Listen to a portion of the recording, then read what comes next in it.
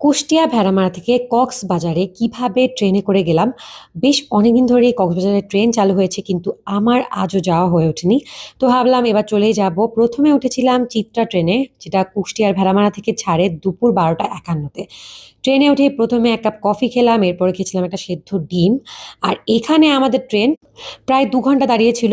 আমাদের সামনের ট্রেনের কিছু একটা প্রবলেম হয়েছিল, এই জন্য আমাদের অবশ্য তাতে কোনো সমস্যা হয়নি, কারণ চিত্রার কমলাপুরে পৌঁছানোর অরিজিনাল টাইম হচ্ছে 7টায়, কিন্তু আমরা পৌঁছেছিলাম 9টায়। এতে করে আমাদের এক্সট্রা টাইম ওয়েট করতে হয়নি। আমাদের কক্সবাজার যে ট্রেনটা ছিল ওটা ঢাকা থেকে ছাড়ার কথা ছিল রাত 11টার সময়।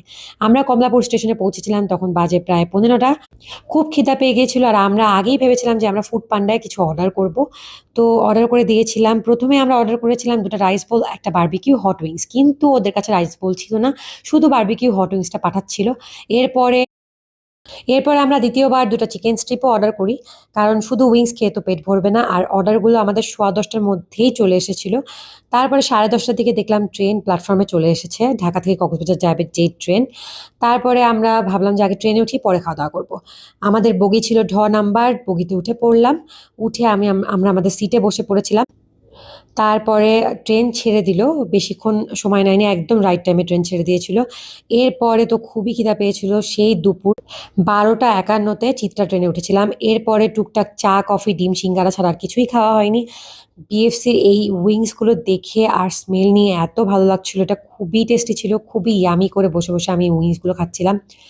অনেক অনেক টেস্টি ছিল। বিএফসির চিকেন ফ্রাই উইংস সব কিছুই আমার অনেক অনেক ভালো লাগে। এরপরে চিকেন স্ট্রিপটা খাবো। চিকেন স্ট্রিপটাও অনেক অনেক অনেক মজার ছিল, হালকা গরমও ছিল। আমার কাছে খুবই ভালো লাগছিল চিকেন স্ট্রিপটা। এই মেয়োনেজ যে সসটা আছে এটা দিয়ে খেতে এত মজা লাগে।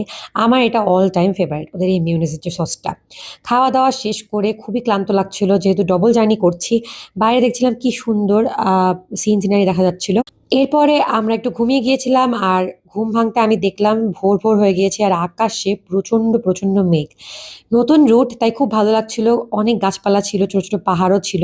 আর আকাশ ভরা এত মেঘ ছিল, মেঘটা পুরো কালো হয়ে গেছিল, খুব ভালো লাগছিল। আমি তো ভাবছিলাম যে কক্সবাজার যে এবার তো মনে হয় শুধু বৃষ্টিই হবে, কিন্তু খুব বৃষ্টি বৃষ্টি হয়েছে তা না।